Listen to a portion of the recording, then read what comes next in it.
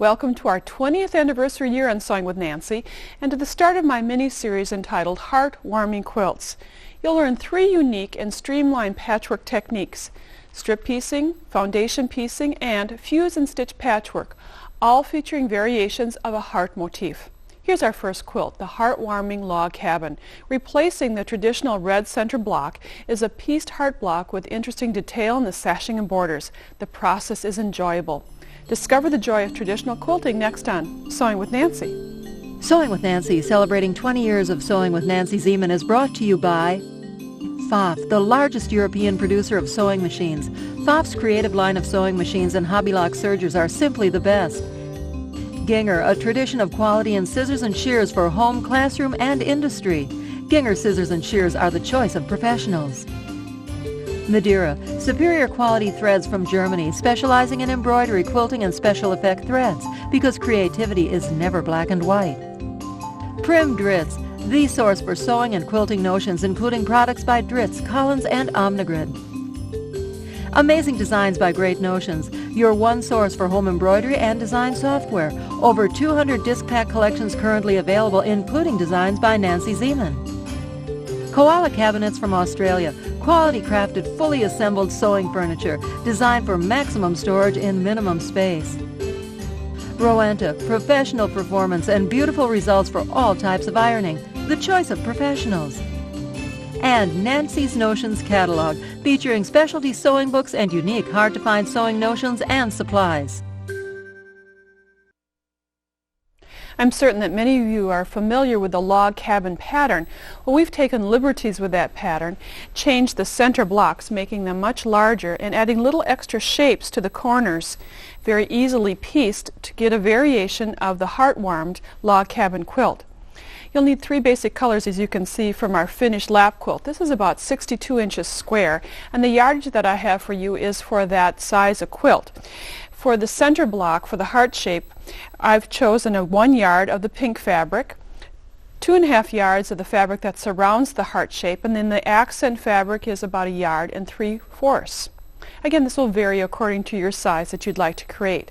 But the size of the strips to cut are the same, no matter what size that you make. 3.5 inches is the standard width for the center, which I call color A, the heart shape, 3.5 inches. And then you're going to subcut it, cut it again, so that the width of the square is 3.5. So you're going to cut 16 3.5-inch squares. Our quilt has 16 blocks in it. Then you'll also need 16 rectangles that are 6.5 inches long. Now the blue fabric, or the accent fabric that goes around the heart, has 3 different cuts. We're starting with an 1.5 inch strip, then a 3-inch strip, and then 3.5. So 1.5, 3, and 3.5. We're going to leave these 2 strips intact, but the narrow strip we're going to cut into 1.5 inch squares. And just cut a couple at a time, or you could stack. You'll need 64 of these, by the way, so you'll be cutting quite a few. Now stack at your sewing machine all of the squares, these small little squares, and you're going to stack these wrong sides up. So this is the way I'd have these at my sewing machine. I'm going to show you how these squares help create the heart shape. I'm going to place a square in each corner of the larger square. At the sewing machine, I'll be stitching these for you, but I'll show you how this shapes the heart. This is kind of the trick, or the key to creating this wonderful shape. On the side, I have a finished block, and as I position the heart's shape, you can see how or where this is coming from. So I'm lifting this over here. These shapes will translate into the shape of the heart, and I'll show you how to stitch that right now. Now that you have all the strips cut, I'd like to show you how the heart comes to be. This log cabin shape with the heart motif is made up of 7 different increments. but we're not going to cut the increments into specific lengths. We're going to strip piece it together, but let me show you how you create it. The square will have small little squares stitched into the corner, as well as the long pink rectangle will have these small little corners stitched to shape the heart. And then we're going to strip piece, sewing this in a sequence all the way around until the heart-shaped motif is shaped. But first, sewing the heart-shaped ends requires stacking the small square on top of the 3.5-inch square, and I've already pinned it in each corner. I'm going to stitch from outside corner to outside corner. If you'd like to mark the stitching line, you could do this. I'm just going to eyeball it, stitching down the center. After I've stitched one, then I'm going to place my next 3.5-inch square underneath the presser foot area, and I'll lift this up to get it started in the right spot, and then again stitch along the center diagonally along each corner. You do it 16 times. I'm just going to do it twice. Then you'll cut between the areas, cut those thread tails, flip the corners around, and then stitch the other side, stitching from corner to corner, outside corner to outside corner, and then again butting up the next square, stitching from outside corner, again outside corner. After you've done the completed stitching, we'll go to the cutting board and the pressing area, and again I'll separate the two pieces and now do some trimming. Now you don't have to use a ruler because we've already sewn the seam. You just need to get rid of some of the excess seam allowance, approximately so that you'll have a 1/4 of an inch seam left, but you don't have to measure. Just eyeball it off, trimming away the excess fabric and then doing some pressing. I'm going to press so that the little corners are pressed on the outside. Now, what I'm finding is that when I do this, I always have just a little extra fabric sometimes that isn't lined up perfectly. And if you have that, such as I do, then you can just, with a ruler, straighten this so that it is perfectly shaped. And I've already done this on this next sample so that you can see that the square is still now 3.5 inches. After you've done all 16 of those, then take some time and do the long rectangular shapes so that the long rectangular shapes have the same square corners or the shaped corners, sewing the small little squares on the short ends, just like this. Now we'll start the assembly. We're first going to sew the 3.5-inch square to a strip, to the 3.5-inch strip of blue fabric. And again, you're going to do 16 of these. I'm just going to do 2. Placing the 3.5-inch strip on the bed of your machine, right side up. Place the square so that it's right side down. And then using a 1/4 of an inch, or sometimes what we like to use is a scant 1/4 of an inch seam allowance, just a little bit less than that, and sew along the right edge. As you reach the end area, as you reach the end of it, then simply butt the next square on top and chain stitch together. That way you don't have to stop cutting, etc. And then continue until all of your squares have this addition of the blue. Then after you've done this, then we'll do the sequence of cutting and pressing. At the machine area of the, or I should say at the cutting area, I'll just cut between the two squares. Just cut and cut. And you'll be doing quite a few of this. Then move to your pressing area, and I always like to press to the center. So I will press these seam allowances to the center, and if you cut and press, you will find that you'll have a lot of accuracy in your sewing. Now I have the heart shape started. I'm going to place whatever I added last, which would have been the blue block. I'm going to place it as the top of my new little form block and place it on the bed of my machine, wrong side up. The next area I'm going to add is the long rectangular strip of the heart that already has the shapes added to the corners. And then place right sides together your two blocks to form. Now sometimes I have to admit I'm not always perfectly accurate, and for this block make certain that the lower edges match. If the top edges are a switch off, you can fudge that a little bit later in the processing, but make sure that those lower edges are meeting. And sew that scant 1/4 of an inch seam allowance. But the next shape, making sure that that last added section is on top and those lower edges are meeting. And you may want to pin. I'm just quickly going to put them together. Butt the two and stitch. By pressing the seam allowances to the center, you'll always be sewing the seam allowance down, which will make it a lot easier. Then, you might guess the sequence. We don't have to really cut between the pieces right now. We can just cut the thread tails and then do the pressing. Pressing to the center. And the center is that small little 3.5 inch square. This sequence is going to be followed throughout the whole process of making the heart-warmed log cabin quilt. And give it a little shot of steam. Now the last area that I added was the top, or this long rectangular shape. You can see how the heart is shaping. I'm going to place this as the top of my block, right side down. Place it on the bed of the machine.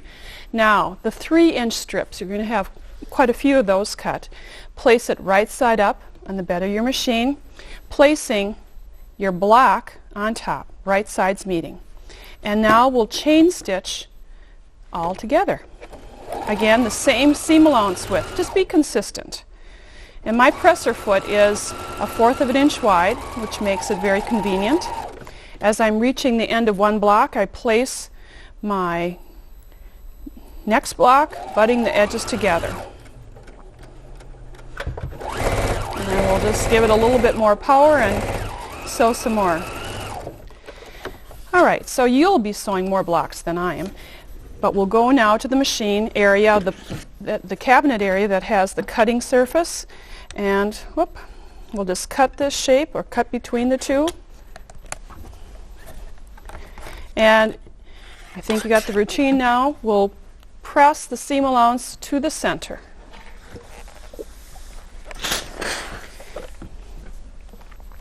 Three more strips need to be added, and it's all the 3-inch strip to frame the heart shape.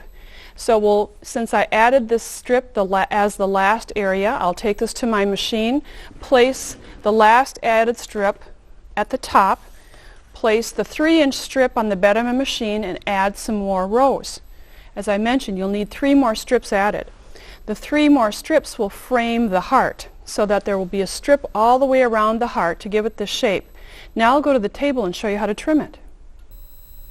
After strip piecing your heart blocks, you'll find that the edges, no doubt, of your quilt block are uneven.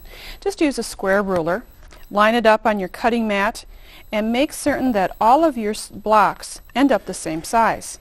On the particular finished quilt that we have, the blocks are 11.5 inches. If yours are 11.25 or 11, or it doesn't really matter. Just make certain that they're all one continuous size or the same size. Cut around all 4 edges. Take some time to make sure that everything is square. We're going to be placing these blocks into a design, but this center block is just part of the design. The other part of the quilt design comes with these small center blocks, the sashing, and the borders. Now this small block I'll show you how to create using the same technique. The sashing, or the connecting strips, are simply 3 strips sewn together, and then the border is a combination of all the 3 colors we've used, just a little stripe kind of a border. This center heart was created with the same technique that I showed you earlier, same piecing technique, but obviously using smaller strips of fabric. The finished size happens to be 4.5 inches. To create this, you'll start off with your center strips being 1 3/4 wide, 1 3/4, and these tiny little corners are only 7/8 of an inch. Definitely jot these notes down, or the information that all the numbers are listed in the booklet that accompanies today's program. If you didn't want to create this small heart, you could just cut a square that's 4.5 inches wide too.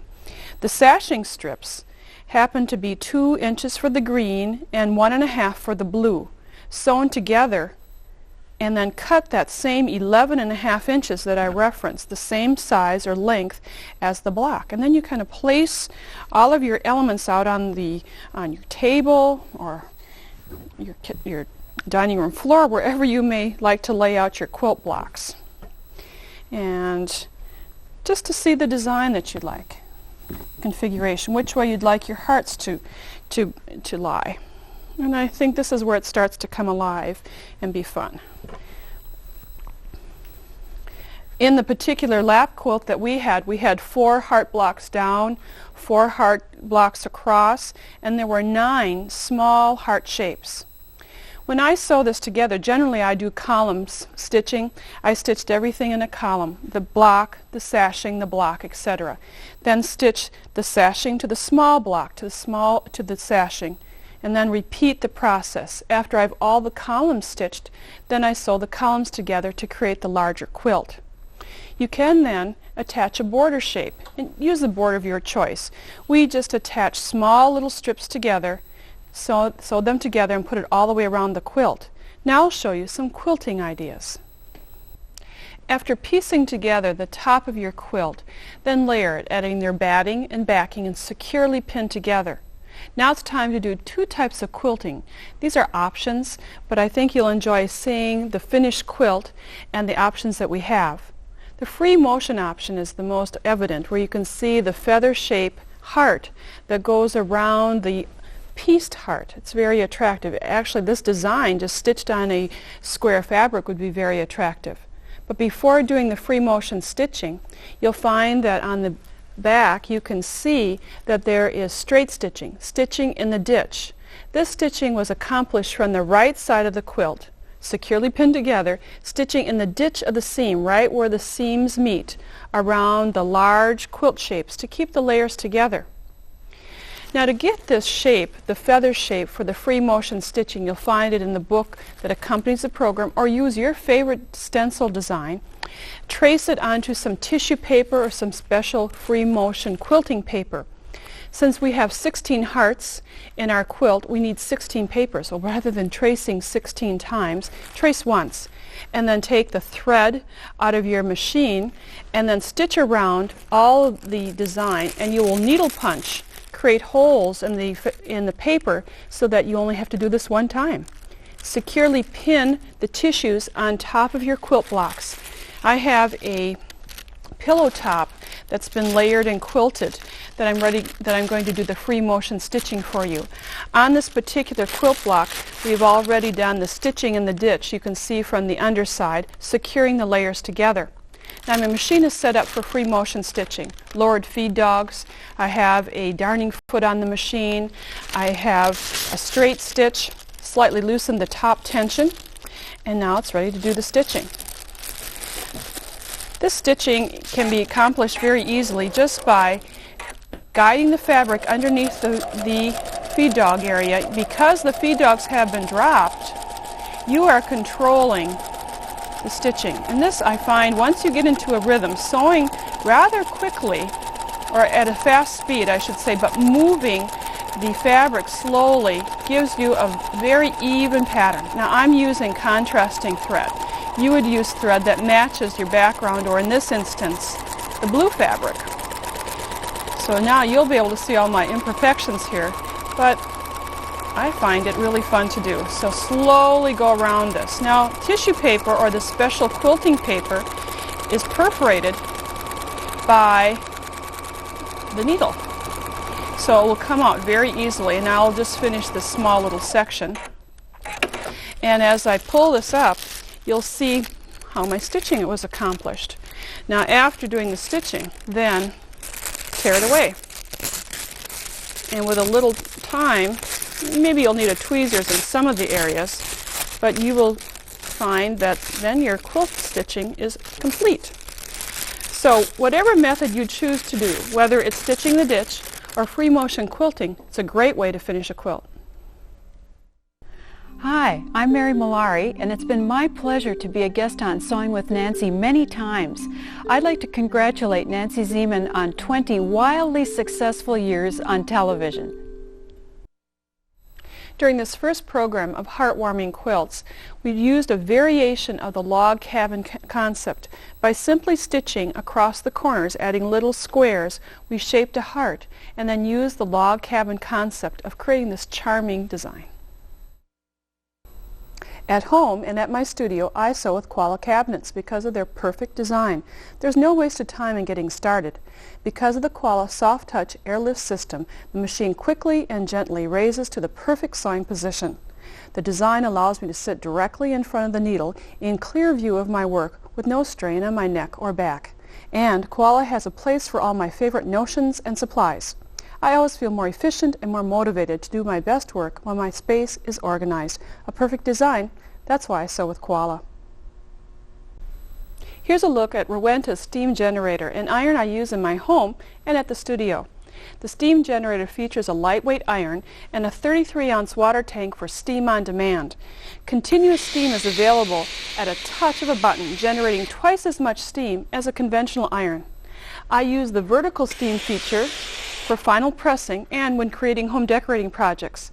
The steam generator's water tank provides up to 1.5 hours of steam without refilling. Now you can see why Rowenta is a choice of professionals.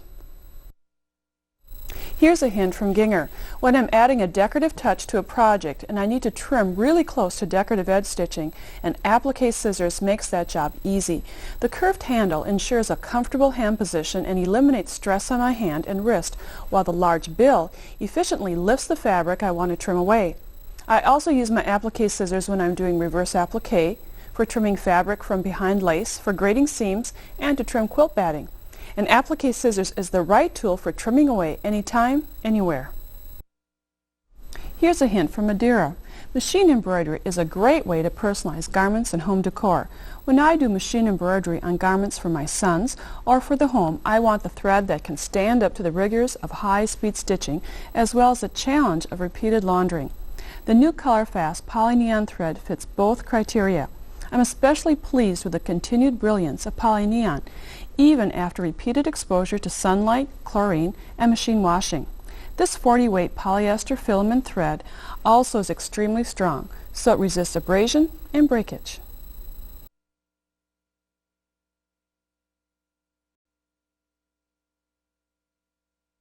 Heartwarming Quilts is a topic for this mini-series on Sewing with Nancy. Thanks for joining me.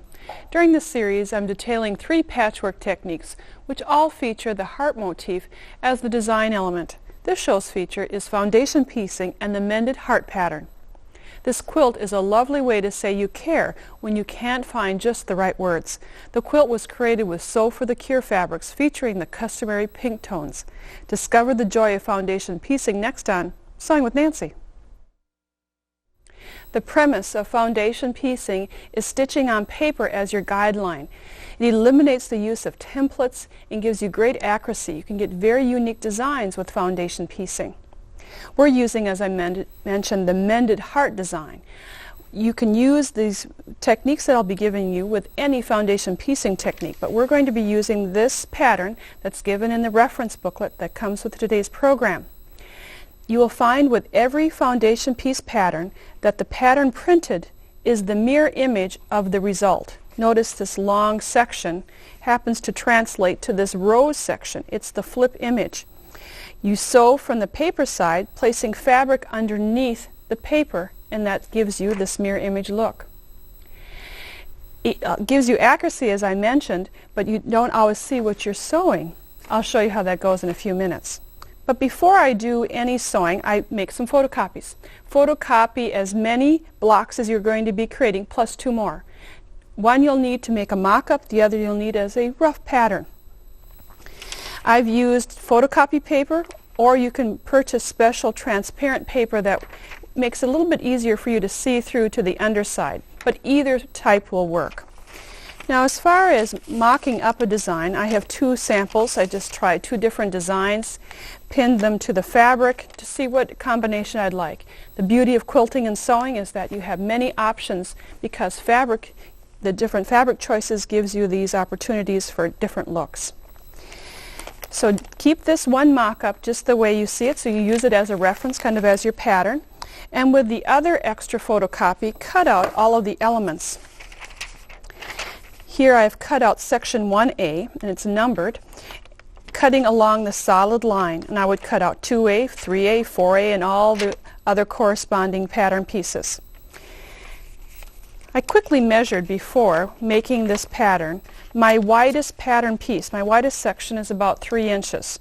And I am going to cut starter strips, strips of fabric a generous inch more than the widest strip of this fabric, to roughly cut out the pattern pieces. Let me show you how this is done. I'm going to cut out that long rose section, and I cut a 4-inch strip of fabric, and I place my fabrics and place several stacked together right side down, and then simply cut a generous 1/4 of an inch seam allowance. I'm not even going to measure the width. I'm just going to eyeball, and it's more like a 1/2 of an inch than a 1/4 of an inch. And you could stack several fabrics together to do the cutting if you'd like. You just want an estimate size. If you're going to make a pillow or a quilt, let's say with 20 blocks, you'd make a quilt with 20 blocks, not a pillow, you'd cut 20 layers of fabric.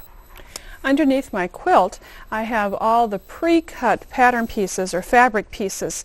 Keep in mind, I can't stress this enough, that you must cut with the right side of the fabric down so that you're cutting with the wrong side up. And cut as many elements as blocks you're going to put together. This particular foundation piece pattern was sewn in 2 sections. You notice the A markings and the B markings. We're going to first start by sewing the larger half of the Mended Heart pattern. And we're going to take the block that is placed underneath the A section. And you can see that it isn't exactly fitting. The seam allowances aren't exact all the way around. It doesn't need to be. That's the beauty of foundation piecing. And then simply pin within the center, attaching on the underside the block into place. The next step is to find the 2A, the section that's going to come in next. And we're going to attach it to the underside again. But we need to meet right sides together. So I'm simply going to meet these right sides together of the block, meeting these cut edges. And you can see from the underside where the block is going to be placed, but I'm going to be sewing from the right side and pinning. I'll now take this to the sewing machine and show you how the foundation piece is sewn. The accuracy of foundation piecing comes by following the lines on the paper. You notice that I did not cut the pieces of fabric very accurately. They were just guesstimated to size. Well, at this point, before doing a lot of sewing, you can true them to size a little bit more accurately to make your sewing process go more smoothly. The first piece is the key. We place that pink section, which was labeled 1A, on the underside of the paper, wrong side meeting the paper so that you're seeing the right side. And then I placed a 2A pattern piece into place, or fabric piece, meeting the cut edges. Well, for accuracy coming down the road, what I'd like to recommend is at this point just to make certain that you have a 1/4 of an inch seam allowances all the way around the edges. This will speed up the process a little bit more. So I'm going to take this to the cutting board and do some quick trimming. I found that if we do this trimming step by step, we can get very accurate pieces. Now, sometimes when making this pattern, I make all of my complete one heart and then do another heart, or you can assembly line stitch them. That means stitch all piece 1 to piece 2, and on all 20 of them, or whatever the case may be. You can choose either way. So now I have very accurate 1/4 of an inch seam allowances. Now I can simply place my second pattern piece in the background area. I'm going to place it right sides together. And let me get the right side going here. And align it to meet the cut edge that I just created. And what you may want to do at this point is pin along the line to make sure that when you fold this upright, remember you're working from the underside, that you have the fabric filling in that whole space. It can be larger, but it just should not be smaller. So I'm going to meet the cut edges together and then do some stitching. Now the stitching will be along the line. It's like, as I mentioned, painting by numbers. This time you're stitching by numbers. Place this underneath the presser foot area and stitch. You can start ahead of the seam line and go beyond it. You don't have to stop and start exactly on that straight lines. I've set my machine for a shorter stitch length, about a 2.0 or 1.5 will work out just fine. And stitched along this edge, then I'm going to see if it fit, and it does, that covered area. I'll go back to my ironing board and press the fabric toward the paper. You really don't see what exactly your design is until you're all done adding all the various elements. Then from this right side I'm going to do some trimming to 1/4 of an inch. You'll find on your cutting surface you'll have lots of little scraps of fabric. And I'll just trim this to size. Now I'm going to find my third piece. And I have already trimmed the third piece to this 1/4 of an inch. And I always have to kind of lay it to make sure I'm getting it in the right position. Meeting right sides together, I'm going to align those cut edges. Flip the paper forward. Place one pin along the stitching line. And this is just a quick check. If I flip the fabric into place to make certain that it covers all of the paper outlines, which it does, and then I'll stitch again. So you kind of cut, position, stitch, press. To create a heart, a mended heart pattern takes about 15 minutes per heart. So I like this type of sewing, which means I can simply create one in 15 minutes and then possibly go on to another project if I only have 15 minutes to sew. Then I'll press this forward, and we'll go back to the pressing section of my cabinet and do the pressing. When using paper piecing, you can use odd shapes of fabric because the foundation piece really works out well, that you don't have to have everything exactly on grain. And then again, I'm going to cut tracing the line or following the line of my pattern piece. Now we have one more to add, that's piece 4. So I folded it along that straight edge. Notice having that first section cut really on the 5/8 of an inch, or excuse me, 1/4 of an inch seam allowance really worked out very well. I placed my piece number 4 from on the underside. Let me place it there a little bit more accurately. Flip the paper up and pin in place. I'm going to pin along that line, again matching those edges. Some foundation pattern pieces are much smaller than this. You'll be working with little itty-bitty pieces of fabric. It doesn't matter what size they are, you use the same technique. I'm just double checking to make certain that I have that whole area filled in with fabric. I do, so I'll just go stitch again along the solid line. Now keep in mind, you don't have to use the transparent fabric like I have right here. You can, or paper. You can simply use photocopy paper. It's a little bit easier to see what you're doing with this transparent, but regardless, you'll end up with the same idea, the same pattern when you're complete. Aha, I have 1/2 of the heart stitched. And my last pressing will be to press this pattern piece forward. Now all I need to do is to trim, and notice all the scraps that I have here. Trim this to the finished size. What you may like to do for your first paper piecing project is to create a pillow. And I'm going to show you that in a few minutes, how you could enlarge this design to create a pillow, or you could make it smaller to create perhaps a little sachet or ornament. On this particular pattern, there are 2 halves. The second half has the lighter mended heart section, and it's pieced in the same manner. There are numbers and letters given here, 1, 2, 3, and 4, and you paper piece it accordingly. Then meet right sides together, matching all the seam allowance markings, and stitch following the seam line. I'd like to now show you the finished mended heart paper piece foundation.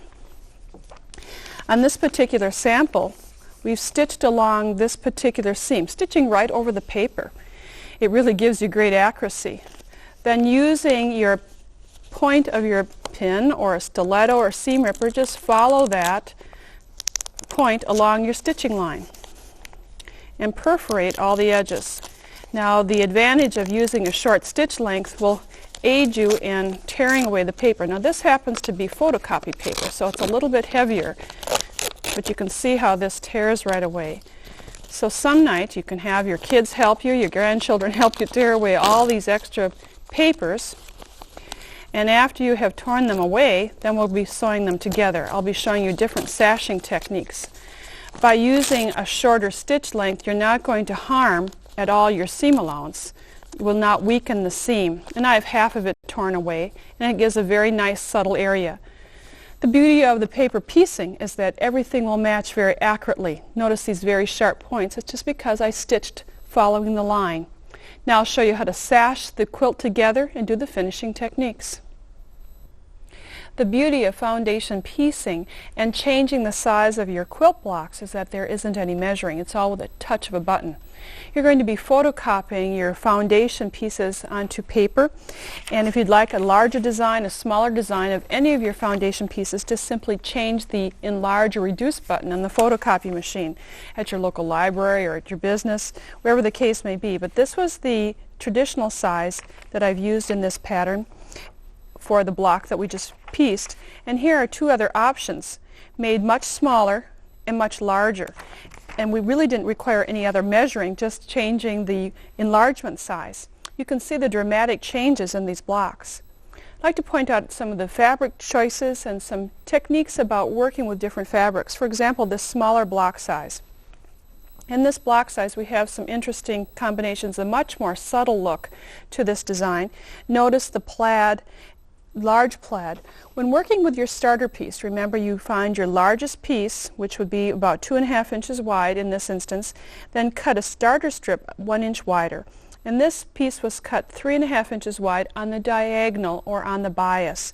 The reason for cutting it on the bias rather than a straight of grain is that you don't have to worry about trying to match your plaids. It's more appealing on the diagonal, and it makes piecework or foundation piecing a little bit easier. Also, with this technique, paper foundation piecing, you don't have to have all blocks looking the same. Here we have the background fabric of two different colors. Here, within the same color range, we've used a different flannel, by the way. It's flannel for the background fabric. Here it's kind of reversed image of the first one that you saw. This background is all blue. So when they go together, they're slightly different, but yet come from the same color family, blend well. The larger pillow top that's in process over here was made very large just by, again, touch of the button. A great beginner project just to try to see if you like paper piecing by creating a pillow itself. Rather than using two different colors for the Mended Heart, we used the same color, used a little grape print for the inner border to tie the two colors together. A fast project. When you're thinking about putting your quilt blocks together, you need to think about sashing or connecting pieces. And we have two options to show you. You can see this block that we worked with earlier, or this quilt, with the sashing being very dark and a little square in the center. Or if you'd have more of a softer look, simply have the sashing the same colorations as the background fabric. Sometimes when I can't decide exactly what sashing to do, I lay it out with a sample piece with a few of my blocks to determine how I'd like the colorations to look. You'll see that just a plaid in this area really is very dull, so we didn't use this tiny little check or the plaid, but rather chose the sashing strips to be of a brighter color, the yellow. And how that pops out, brings out the color of the yellow from the plaid, of the plaid heart. Another option would be, rather than having a straight strip going down the center after piecing all your columns together, put a small square the same width as the sashing strips, and there you'd have the example that we showed you on that finished paper pieced quilt. So do a little experimentation to see the various color waves that you can achieve by working with the fabric and this unique method of foundation piecing. So whether you're working with a monochromatic look such as we have here on this quilt, or a more dramatic look with contrasting sashing, use this great technique of paper piecing, using the foundation piece to create a very accurate block, a fun block. Hello, I'm Donna Fensky, and Nancy, congratulations for 20 years of creative inspiration on Sewing with Nancy. The Mended Heart foundation pattern is part of the Sewing with Nancy book that accompanies this series. Remember, you can enlarge or reduce the size of the pattern at a photocopier. An enlarged pattern makes a great pillow pattern, the perfect project to begin with paper piecing. Here's a hint from PFAFF. On Sewing with Nancy, you've often seen me use PFAFF's exclusive dual feed. The dual feed helps feed the top and bottom fabric layers under the presser foot at the same rate. I find this especially helpful during machine quilting. The layers of the top, backing, and batting feed through smoothly. My dual feed also simplifies matching plaids as well as stripes. It prevents seams from puckering, particularly on lightweight fabrics such as silk and rayon. Whether you're doing specialty sewing or everyday seaming, PFAFF's dual feed offers a real advantage. Here's a hint from Prim Dritz, the manufacturers of Collins quilting products. When hand quilting, use the patented no-slip hoop with the unique tongue and groove shaping system to keep your quilt layers perfectly taut and stable. Simply place the fabric over the inner hoop. Loosen the outer hoop. Slip the outer hoop over the fabric and tighten the screws. The tongue and groove molding will lock the layers in place. When quilting, the perfect companion is a finger pin cushion. Keep extra threaded needles or pins in this convenient mini pin cushion. The no-slip hoop and finger pin cushion are ideal quilting mates. Here's a hint from Amazing Designs by Great Notions. When looking for a background for your embroidery, consider iron-on transfers.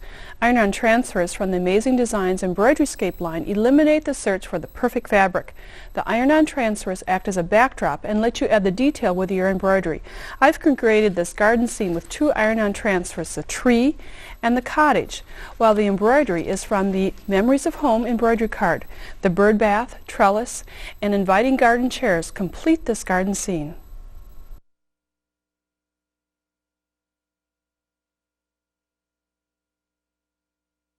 It's time for updated sewing and quilting techniques. Welcome. This program completes my series on heart-warming quilts. So far, I've detailed a unique log cabin quilt and a foundation piece blocks featuring heart-shaped designs. Now you'll learn how to incorporate fusible interfacing into quilting. The foundation for our Fuse and Stitch Floral Heart Quilt is 2-inch gridded interfacing. I'll give you the specifics on how to choose fabrics, design, fuse, stitch, and then quilt with this contemporary technique. That's what's next on Sewing with Nancy. The Fuse and Stitch Floral Heart Quilt that we have made measures about 42 inches square, but it didn't start out that way. The intersection between the borders the finished size is about 32 inches. But we started off by working on a gridded fusible interfacing that has 2-inch grids and working with 2-inch squares to create this design. Now the design has many elements. You can see the heart shaped with roses, the background with a slight little floral design, plus a ribbon cascading through the heart with, looks like blue delphiniums to me. It's kind of a pretty fabric, but actually there are two fabrics here, and I'd like to discuss choosing fabrics in just a few minutes, but first I'd like to tell you a little bit more about the fusible grid. For those of you who have made garments, you've used fusible interfacings, lightweight interfacing like this, on perhaps a blouse or a top or dress. It's the same type of interfacing, but it has the gridded marks in it. This one happens to have a very small grid, 1-inch grid. And Eleanor Burns, a good friend of mine, designed this particular pattern with a basket. And we've made it in the 3 different sizes, where the 1-inch grid actually ends up being a 1/2-inch finished grid, because we're going to be using 1/4 of an inch seam allowances, you can see on the flip side, both crosswise and vertically, to sew the design into place. Now there's another grid too, a little bit larger. This one happens to be 1.5, so that the finished block yields a 1-inch mosaic tile. The one we'll be working with today has a 2-inch grid, Then the finished size is 1.5. You can see that same pattern repeated, but how it increases according to the size of the grid used.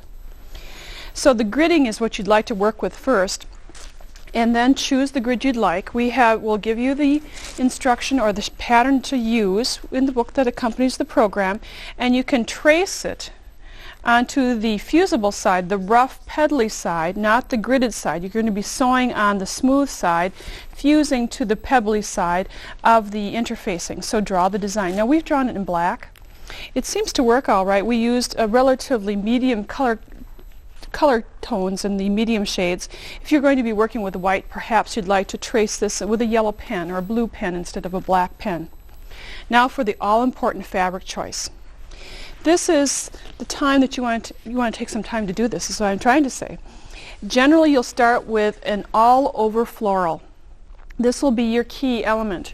We've used portions of this all-over print for the ribbons and for the heart-shaped areas with the roses.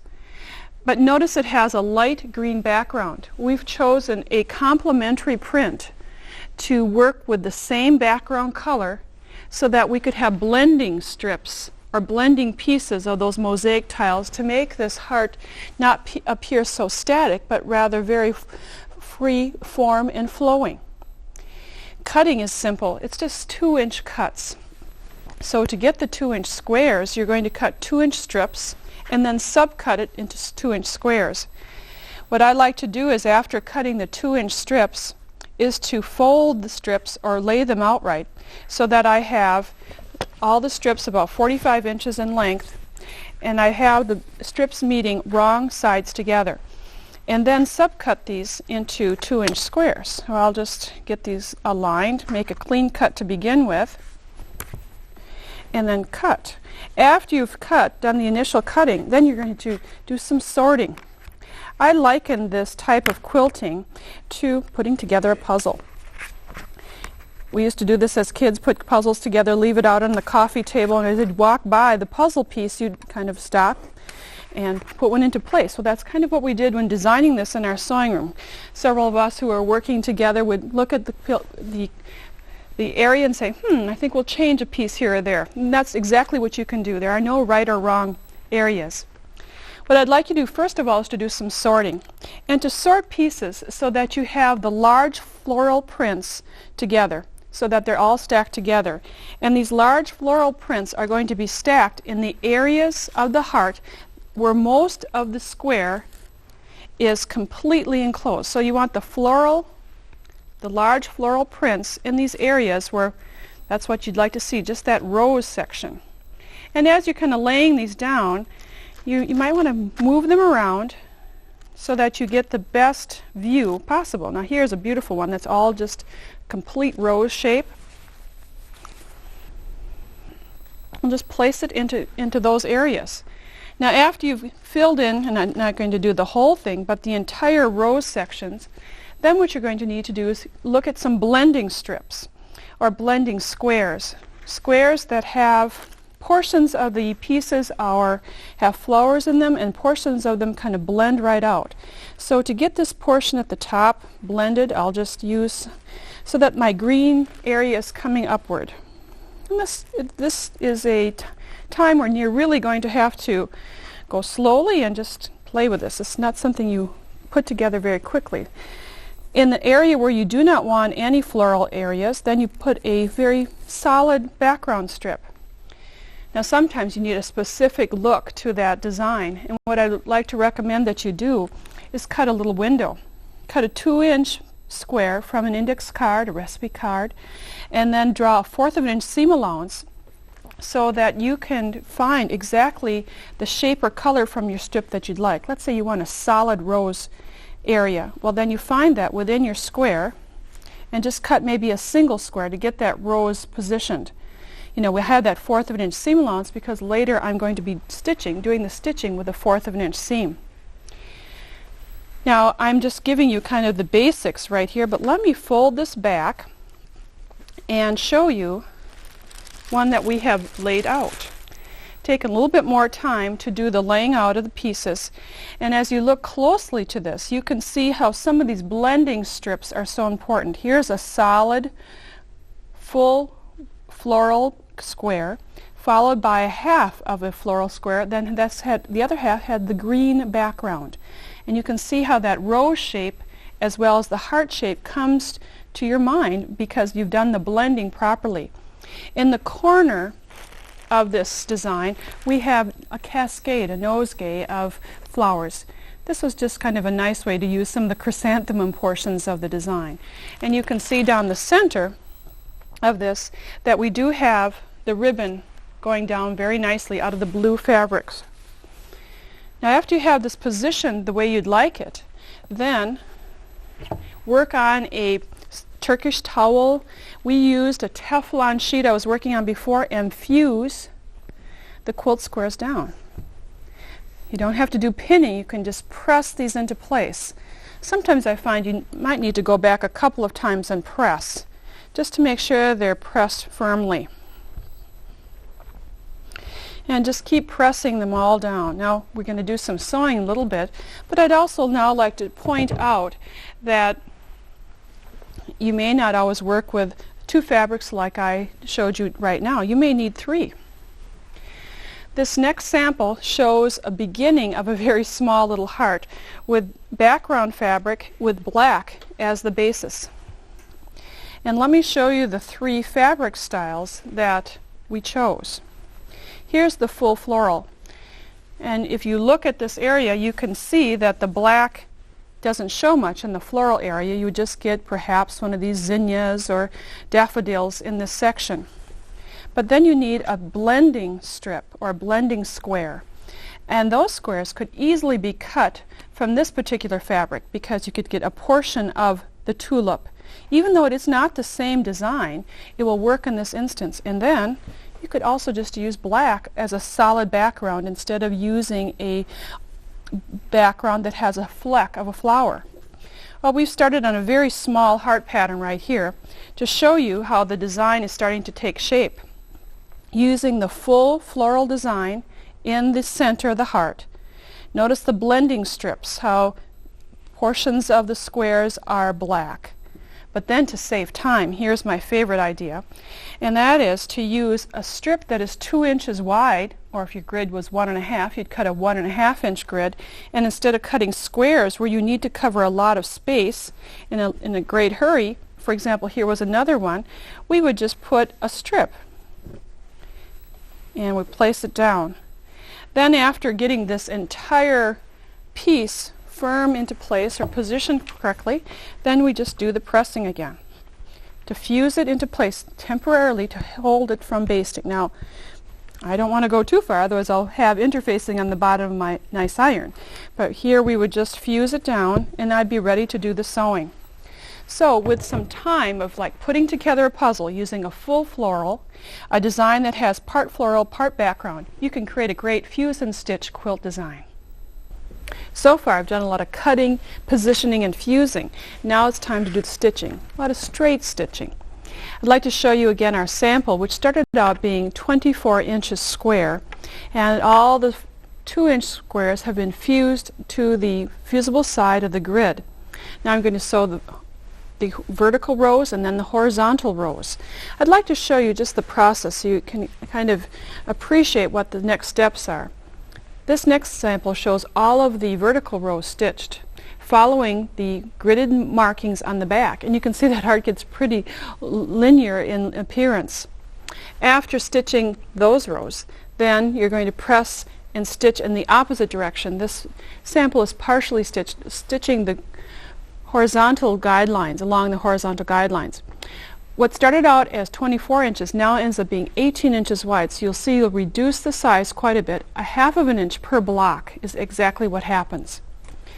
Now to do the stitching, it's very simple. 1/4 inch seam allowance, a standard stitch length is what you'll need, and do some folding. At first I really don't even do a lot of pinning because the fabric likes to fold right along that gridded line, and the reason it likes to fold there is because the cut edges meet at this point, so it's a natural break for the fabric. So I'll just sew with a 1/4 of an inch seam allowance. I have a presser foot on my machine that's only a 1/4 of an inch wide. If you did not have a presser foot that width, reposition your needle so that you have a 1/4 of an inch seam, or place a mark on your presser foot that gives you a 1/4 of an inch guideline. And try to be accurate here. After pressing, after sewing, I should say, then press.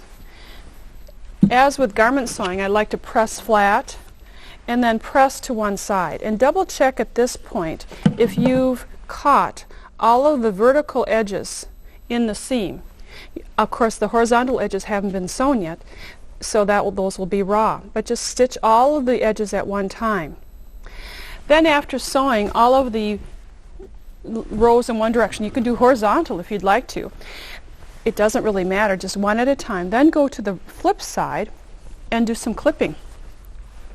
You'll need to clip at every intersection, clipping to the stitching line. And this takes just a little time. You don't want to go too far, but just through the interfacing and the clip seam, because now I'm going to pressing alternate rows. Here's where I like to use a sleeve roll or a seam roll, placing one strip on the sleeve roll, pressing this side to my left. The next side, I just roll it over, I'm going to press to my right. We're going to alternate the rows so that the bulk of the seams, where the seams meet, the bulk will be distributed between each side. It will not be all on one side. Now as I sew on my next piece that has almost all the sewing done, I did a little pinning on this sample. I think it works out well, especially because we have these seams going in alternate directions. And again, using that 1/4 of an inch seam allowance, I'll put my presser foot down in this area and stitch. And as I get to a pin, of course I'll quickly pull it out, and you'll probably have to go back and check to make sure that all your seams are going in the same direction. I'm just going to finish sewing my sample, and when we come back, I'll show you the techniques of stippling, putting this quilt together. After sewing all the vertical and horizontal rows, do a final press of your fuse and stitch top, and you will find that it will lie very flat. And it's easy to handle because of that extra supporting of the interfacing on the underside. Now I've just layered my sample, but really if I were creating this as an actual wall quilt or a portion of a quilt, I'd add some sashing and some borders. Let's quickly review or turn back to the wall hanging that you saw earlier. We chose a periwinkle color, cut about a 1-inch strip, and stitched the 1-inch strip around the edges to kind of highlight the hydrangea color of the ribbon going through the heart. For the border, we just used the floral print, the all-over print, about 3 inches wide, as a border to accent it, to frame the picture. You'd get the top all stitched together, pressed, then layer it with the batting and backing as I have in my sample, and set your machine for free motion quilting or stitching. We did this in the first program of this series, but we followed a specific pattern. Now we're going to do free motion. The machine is set up with clear thread in the needle and with a matching thread to the backing fabric in the bobbin. I've lowered or dropped the feed dogs, placed a darning foot on the machine, and set the machine for a straight stitch. The 3 layers, the quilt sandwich, goes underneath the presser foot area, and I like to raise my chair if I can when I'm doing free motion quilting, embroidery, so that my elbows are resting comfortably at my side. You don't want your elbows out at the side, it might be a little bit strenuous. So try it in this manner. Now you can wear quilting gloves, quilting fingers, whatever the case may be, but you're going to be stitching in a puzzle piece form, like little 8s. I do little sections at a time. And when working with this fuse and stitch quilt, you like to go over the seam. You don't want to stop at that seam. One of the benefits of doing this is to kind of blend all these little mosaic tiles together. You could also consider to use this little notion that helps you kind of like drive a car. You have something to grasp on, and it improves the drivability of free motion quilting. Move the fabric slowly stitch at a quick speed, and you'll be able to evenly stipple around these edges. And I like stippling on a print because then not everyone can see my stitching. And there's really not a great right or wrong way of doing this. You'll just need to experiment. After you've stitched the entire quilt top, then add your favorite technique of adding a binding around the edge. And one of the last things that I have to do to finish this quilt is to add a label. And I used an embroidery card to stitch out a saying and add a little embroidery design, which I'll place on the back of the quilt, and I'll be ready to give it as a gift. I'm Natalie Sewell, and I'm delighted to have this opportunity to congratulate Nancy and her wonderful staff on 20 years of Sewing with Nancy. I hope that you're inspired to try one of our heart-warming quilts, the log cabin version, the Mended Heart, or the Fuse and Stitch Floral Heart. Each quilting technique offers a unique perspective on patchwork. Thanks for joining me. Bye for now. Visit Nancy's website at www.sewingwithnancy.com for more information on this program. Sewing with Nancy has been made possible by grants from the following companies: PFAFF, simply the best European line of sewing machines; Ginger, a tradition of quality in scissors and shears; Madeira Threads, because creativity is never black and white; Prim Drifts, the source for sewing and quilting notions; Amazing Designs by Great Notions, your one source for home embroidery and design software; Koala Cabinets, designed with maximum storage using minimum space; Rowenta, professional performance and beautiful results for all types of ironing; and Nancy's Notions Sewing Catalog, featuring specialty sewing books and notions.